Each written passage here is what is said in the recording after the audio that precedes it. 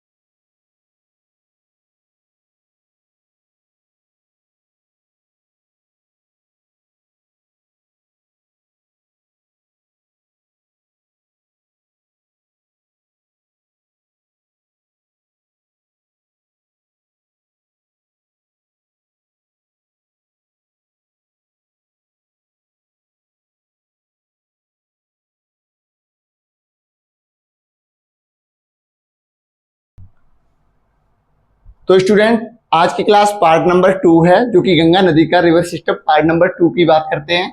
तो हमने कल की क्लास में जो देखा था, गंगा का जो जहां से मुख्य उद्गम हुआ था भागीरथी और अलकनंदा से देवप्रयाग तक का सिस्टम देखा था।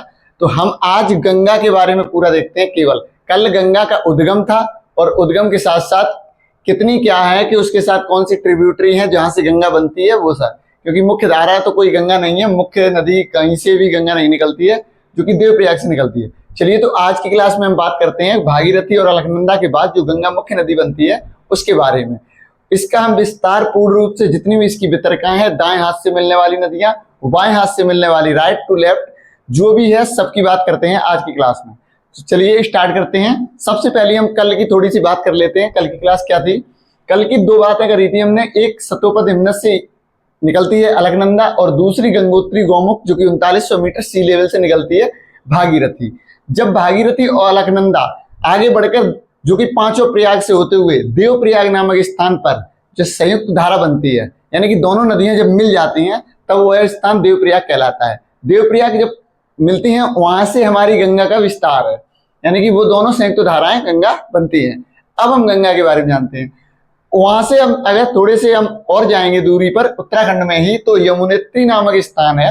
यमुनोत्री नामक स्थान नहीं है, बंदर पूज्य स्थान है, लेकिन यमुनोत्री जो है वो ग्लेशियर है। चार धाम कौन कौन से हैं? यमुनोत्री, गंगोत्री, यहाँ पर सतोपद हिमनद के पास पड़ता है केदारनाथ, और उसके बाद सतोपद हिमनद के उस साइड यानी कि ऊपर की तरफ अगर देखेंगे तो वहां पड़ता है बद्रीनाथ। ठीक है, चार धाम ये हैं। और पंच प्रयाग हैं कौन कौन से, पिछली कक्षा में हम बता चुके हैं, पिछली क्लास में। पंच प्रयाग फिर भी एक बार देख लेते हैं कौन कौन से हैं। विष्णु प्रयाग, रुद्र प्रयाग, कर्ण प्रयाग, नंद प्रयाग और देव प्रयाग। देव प्रयाग वो स्थान है जहां पर गंगा मिलती है, दोनों धाराएं मिलकर गंगा का उद्गम बनाती हैं, यानी कि गंगा का नाम विस्तारित होता है। चलिए वहां से अब हम देखते हैं। अब इसकी बात हम तब करते हैं कि एक हमें यमुनोत्री जो कि बंदरपूज नामक स्थान से गंगा की सबसे लंबी सहायक नदी जो कि है वो कौन सी है? यमुना नदी है। तो हम अब यमुना के बारे में समझ के वो बाद में वितरका बताएंगे। सबसे पहले देवप्रयाग स्थान से देखते हैं। देवप्रयाग स्थान से जब गंगा बहती है तो गंगा कुछ दूरी तक तो पहाड़ों तक बहती है। जब हरिद्वार में गंगा प्रवेश करती है तो हरिद्वार में यह हर की पौड़ी के पास से होकर यह अपनी जो धारा निकलती है, यानी कि जो इसका बहाव है, फ्लो है, जो वो आ जाता है किसमें? मैदानी क्षेत्र में, यानी कि पहाड़ों को खत्म करती है। यहाँ से पहाड़ी एरिया खत्म हो जाती है गंगा की, मैदानी एरिया में विस्तारित इसका होता है। जब ये आगे बढ़ती है तो यह मुख्य उत्तर प्रदेश में एंट्री करती है बिजनौर नामक स्थान से। बिजनौर नामक स्थान से जब एंट्री करती है उसके बाद आता है इसका एक जिला उत्तर प्रदेश का जो कि बुलंदशहर। बुलंदशहर में एक स्थान पड़ता है नरौरा। नरौरा में हमारा जो कि प्लांट लगा हुआ है जहां पर बैराज बना हुआ है वो है। उसके बाद गंगा जो कि फरकाबाद होते हुए कन्नौज में पहुंचती है। जब ये गंगा कन्नौज में पहुंचती है तो गंगा कन्नौज में रामगंगा नामक एक नदी से मिलती है। रामगंगा नदी इसमें मिलती है। कौन सी है? तो आप ये भी समझ लीजिए, ये है बाएं हाथ की नदियां, बाएं हाथ की नदियां, और ये है दाएं हाथ की नदियां, यहाँ राइट टू लेफ्ट। तो बाएं से एक नदी आती है रामगंगा। कन्नौज के बाद, यानी कन्नौज समाप्त हो जाता है, जिला कन्नौज ही रहता है। कन्नौज के बाद रामगंगा में मिल जाती है, यानी कन्नौज में रामगंगा मिल जाती है। कौन? गंगा में, बाएं हाथ से। अब उसके बाद थोड़ी जब और बढ़ती है तो एक छोटी सी नदी है काली नदी, जो कि कन्नौज में ही, कन्नौज नामक स्थान में ही जिले में मिल जाती है, गंगा में। थोड़ा और अगर आगे बढ़ेगी, जब यह गंगा प्रयागराज पहुंचती है, कानपुर से, कानपुर होते हुए जब यह प्रयागराज पहुंचती है, तो प्रयागराज में यह एक बहुत लंबी सहायक नदी जो जिसकी है उसका नाम है यमुना। तो यमुना आती है, यमुनोत्री से निकलते हुए प्रयागराज पहुंचती है, तब यह नदी गंगा में मिल जाती है। कहां से मिलती है? तो दाएं हाथ से मिलती है, राइट से।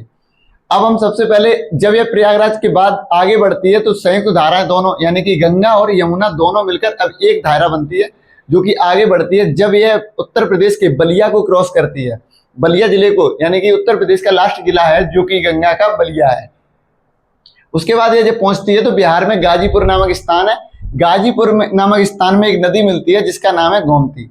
तो गोमती नदी निकलती कहां से? गोमती नदी पीलीभीत जिले से फुलहर झील से, यानी कि पीलीभीत नामक स्थान पर फुलहर झील पड़ती है, वहां से गोमती नदी निकलती है। गोमती नदी के दो मुख्य बिंदु क्या हैं कि लखनऊ और जौनपुर, जो कि सबसे बड़े नगर हैं उत्तर प्रदेश के। उत्तर प्रदेश की राजधानी लखनऊ है, जौनपुर को सिराज हिंद कहते हैं, इस कारण दोनों जिलों को जाना जाता है। तो गोमती नदी के तट पर दोनों जिले हैं।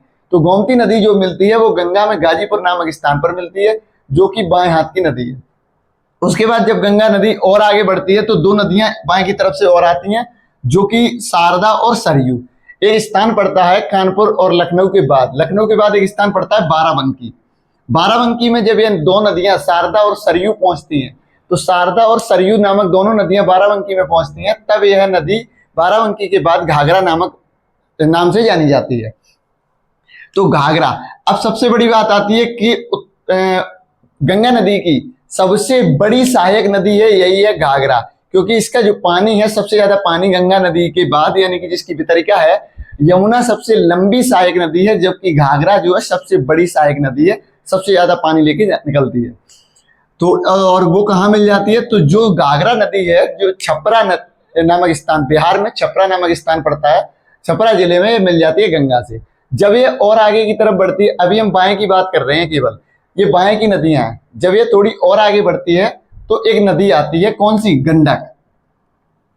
कौन सी नदी आती है? गंडक। तो गंडक नामक नदी जो कि बाएं हाथ से मिलती है, बाएं हाथ से आती है, वह सोनपुर नामक स्थान पर गंगा से मिल जाती है, गंगा से मिल जाती है। अब एक तीन नदियां और समझते हैं, तीन नदियों का एक नदी। आपने सुना होगा बिहार का शोक, शोर ऑफ बिहार। तो बिहार का शोक किसे कहते हैं? तो बिहार का शोक कहते हैं हम कोसी नदी को।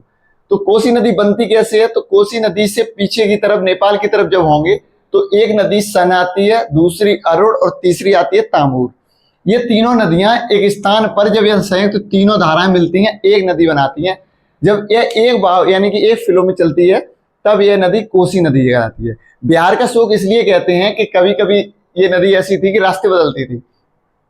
हो सकता है कि आज यहाँ पर पानी है तो सुबह देखा जाए सूखा है, लेकिन अभी देखा जाए तो सूखा है, तो कल सुबह तक पानी है। इसलिए बिहार का शोक कहा जाता है। बिहार में बाढ़ ज्यादा है, यही नदी बाढ़ लेकर आती है, इसलिए बिहार का शोक कोसी नदी को कहते हैं। अब जब थोड़ी सी और आगे बढ़ेंगे, अच्छा, सबसे पहली बात आती है गंगा की सबसे पहली नदी कौन सी है और लास्ट नदी कौन सी है? तो गंगा की बाएं हाथ की सबसे लंबी नदी, सबसे पहली नदी, फर्स्ट रिवर, वो रामगंगा है, और अंतिम यानी कि लास्ट नदी है वो महानंदा है। तो महानंदा जो की है वो फरक्का बैराज से थोड़ी सी पीछे मिलती है, कहां पर? गंगा में, ठीक है, ये गोदावरी घाट के पास, ठीक है। तो कोसी नदी जो थी वो कुर्सेला नामक स्थान पर मिलती है गंगा में बाएं हाथ से, और गोदावरी घाट नामक स्थान पड़ता है जो कि पश्चिम बंगाल से थोड़ा सा पीछे है, फरक्का बैराज से पीछे, वहां महानंदा मिलती है। और महानंदा नदी सबसे लास्ट की रिवर है जो कि बाएं हाथ से गंगा में मिलने वाली। अब हम एक स्टेप में यमुनोत्री से निकलने वाली नदी जो कि यमुना है वो और देख लेते हैं। तो हम निकलते यमुना नदी से, कौन सी निकलती है? यमुनोत्री से यमुना नदी निकलती है, जो कि गंगा की सबसे लंबी सहायक नदी है। वो सबसे बड़ी सहायक नदी थी घाघरा, यह सबसे लंबी सहायक नदी है, ठीक है। तो हम समझते हैं कि यहाँ से निकलती है कौन सी? बंदरपूछ नामक स्थान से यमुना नदी। यमुना नदी की हम कुछ नदियां देख लेते हैं। क्यों देखते हैं? क्योंकि हम अब दाएं तट की बात करते हैं, दाएं हाथ से मिलने वाली नदियों की बात करते हैं। यमुना नदी दाएं हाथ से मिल रही है, तो सबसे लंबी सहायक नदी है। यह स्थान पड़ता है प्रयागराज, प्रयागराज में यह दाएं हाथ से मिलती है, दाएं तट से। और प्रयागराज नामक वो स्थान है, इलाहाबाद पुराना नाम था, बदलकर 2017 के बाद योगी जी सरकार द्वारा यह इलाहाबाद के स्थान पर प्रयागराज कर दिया गया। यहाँ पर महाकुंभ कुंभ प्रति 12 वर्ष प्रति 6 वर्ष के अंतराल पर लगते हैं। और आपको ये भी पिछली क्लास में बता चुके हैं कि कुंभ कहाँ कहाँ लगते हैं। तो कुंभ 4 स्थानों पर लगते हैं, 4 महानगरों में लगते हैं। एक इलाहाबाद है, प्रयागराज है, एक है नासिक, और एक है क्षिप्रा नदी के तट पर उज्जैन, और एक पड़ता है हरिद्वार जो कि उत्तराखंड में। ठीक है, तो हो सकता है दो स्थान तो इसमें दिए गए हैं, हरिद्वार में और प्रयागराज में, ये 2 कुंभ हो गए। और तीसरा पड़ता है क्षिप्रा नदी उज्जैन में, और इसमें त्र्यंबकेश्वर नासिक की बात नहीं करी है, इसलिए वो नदी है नहीं, क्योंकि वो गोदावरी नदी के तट पर है। तो अब हम यहाँ समझते हैं। अब यमुनोत्री, यमुना नदी की थोड़ी सी हम दाएं हाथ से मिलने वाली एक जानापाव पहाड़ी पड़ती है मध्य प्रदेश में। मध्य प्रदेश में जानापाव पहाड़ी से एक नदी निकलती है जिसको कहते हैं हम चंबल। चंबल नदी जो कि खुद में प्रसिद्ध है, किसके लिए? घड़ियाल के लिए, घड़ियाल संरक्षण के लिए सबसे अच्छी नदी, घड़ियाल संरक्षण के लिए चंबल नदी जानी जाती है। चंबल नदी बीहड़ इलाके मध्य प्रदेश का और उत्तर प्रदेश का बॉर्डर जो साउथ का पड़ता है, उत्तर प्रदेश का और मध्य प्रदेश का, बीहड़ इलाके का निर्माण करती है, बीहड़ का निर्माण करती है, खड्ड का निर्माण करती है। डाकुओं के लिए जानी जाती है ये चंबल नदी, क्योंकि डाकू पिछले जमाने में जो डाकू होते थे तो इसी में छिप जाते थे। ठीक है, और चंबल नदी में एक स्थान पड़ता है उज्जैन के बाद, क्षिप्रा नदी चंबल नदी मिल जाती है। और यह चंबल नदी इटावा में भरे नामक स्थान, इटावा जिले से लगभग में 59 किलोमीटर के आस या 45 किलोमीटर के आसपास की दूरी पर एक स्थान पड़ता है, भरे नामक स्थान गांव। भरे नामक स्थान गांव इटावा में मिल जाती है यह चंबल नदी, किसमें? यमुना में। उसके आगे थोड़ी सी बढ़ेंगे तो पचनदा नामक स्थान कहलाता है। पचनदा इसलिए कहते हैं क्योंकि चंबल, क्वारी, पौज, सिंध और यमुना खुद में एक 5 नदियों का संगम होता है। 5 नदियां मतलब उस स्थान पर मिलती हैं, तो इसलिए उसको पचनदा कहते हैं। कौन कौन सी हैं? तो सब क्वारी, पौज और सिंध आती है, जो कि सिंध बड़ी नदी है, सिंध, वो सिंध नदी बड़ी है, इसलिए वह मिल जाती है पचनदा नामक स्थान पर। तो ये पचनदा हो गई। अब एक नदी निकलती है विंध्याचल की पहाड़ी से, विंध्याचल की पहाड़ी से एक बेतवा नदी निकलती है। बेतवा हमीरपुर नामक स्थान पर, हमीरपुर जिले में, यमुना में मिल जाती है दाएं तट से। ठीक है, अब एक नदी निकलती है केन, केन भी दाएं तट से मिल जाती है यमुना में। तो और केन बेतवा मध्य प्रदेश और उत्तर प्रदेश सरकार, उत्तर प्रदेश प्लस मध्य प्रदेश, ये जो केन और बेतवा को जोड़ने का कार्य कर रही है, ये केन और बेतवा को जोड़ने का कार्य है। तो उत्तर प्रदेश और मध्य प्रदेश दोनों राज्यों की संयुक्त प्रोजेक्ट है, यानी कि कौन सा प्रोजेक्ट है? Ken Betwa project, Ken Betwa project. ठीक है, अब हम थोड़ा और आगे बढ़ते हैं। अब हम यमुना हमारी इस तरीके से सारी नदियां आती हैं और प्रयागराज में मिल जाती हैं। अब एक नदी आती है हिंडन। हिंडन आप देखेंगे तो गाजियाबाद में आप जाएंगे, गाजियाबाद इंदिरापुरम के पास या नोएडा में कहीं भी, तो दोनों स्थान पर हिंडन आपको मिल जाएगी। हिंडन गाजियाबाद के थोड़े से आगे बढ़ते हैं तो हिंडन मिल जाती है जेवर के पास, जेवर नामक स्थान जो कि नोएडा का ही है, वहां पर ये यमुना में मिल जाती है। ठीक है, अब हम थोड़े से, अब एक पहाड़ी पड़ती है नर्मदा में, और उसके लिए अमरकंटक पहाड़ी, अमरकंटक की पहाड़ियां या अमरकंटक की चोटी, चोटी नहीं लिखना, पहाड़ी लिखना सही रहेगा। अमरकंटक की पहाड़ी, अमरकंटक की पहाड़ी से 2 नदियां निकलती हैं, एक उत्तर की ओर निकलती है और एक पश्चिम, क्या नाम है, पूरब की ओर निकलती है। तो यह जो पूरब उत्तर की ओर जाती है, तो एक तो चली जाती है नर्मदा नदी जो कि गुजरात होते हुए निकल जाती है, और एक नदी यही सोन नदी जो कि सीधी निकलती है और यह मिलती है पटना में। सोन नदी जो अमरकंटक की पहाड़ी से निकलती है वो पटना में गंगा से मिल जाती है। उसके बाद एक नदी है छोटा नागपुर पठार से, ये दाएं तट की बात कर रहे हैं, तो छोटा नागपुर पठार से एक नदी निकलती है दामोदर। यह गंगा में नहीं मिलती है, लेकिन ये हुगली में मिलती है। आपको ये भी बता दें कि जब गंगा हमारी फरक्का बैराज वेस्ट बंगाल में पहुंचती है, तो वहां एक फरक्का बैराज बनाया गया है। फरक्का बैराज में एक भितरिका बांट दी गई, भितरिका यानी कि ट्रिब्यूटरी, भितरिका पानी को 2 तरफ से बाहर निकालना। तो एक भितरिका है जो क्या नाम है उसका, हुगली। हुगली वह स्थान है जहां कोलकाता हुगली नदी के तट पर स्थित है, और कोलकाता के बाद यह आगे हुगली बहती है और कोलकाता के थोड़ा सा पीछे छोटा नागपुर पठार से निकलती हुई दामोदर नदी मिल जाती है हुगली में। अब हम गंगा की फरक्का बैराज की बात करते हैं। तो एक नदी आती है जो कि बांग्लादेश में मिलती है, जाके बांग्लादेश से भारत में मिलती है, भारत में बहती है। चोमा यंगडंग ग्लेशियर से एक नदी निकलती है जो कि सबसे बड़ी नदी कहलाती है और सबसे चौड़ी नदी है भारत की। वो तिब्बत में तो सांगपो नाम से जानी जाती है, तिब्बत में यह सांगपो जानी जाती है। जब यह प्रवेश करती है भारत में, तो भारत में जब प्रवेश करती है अरुणाचल प्रदेश से, अरुणाचल में इसे हम कहते हैं क्या, और असम में इसे कहते हैं ब्रह्मपुत्र। जब ये असम में प्रवेश करती है तो इस नदी को जाना जाता है ब्रह्मपुत्र, ब्रह्मा की पुत्री यानी कि ब्रह्मपुत्र। जब यह ब्रह्मपुत्र नदी संयुक्त धारा यानी कि गंगा में मिलती है तो यह क्या कहलाती है, संयुक्त धारा को मेघना कहलाती है। क्या कहलाती है, मेघना।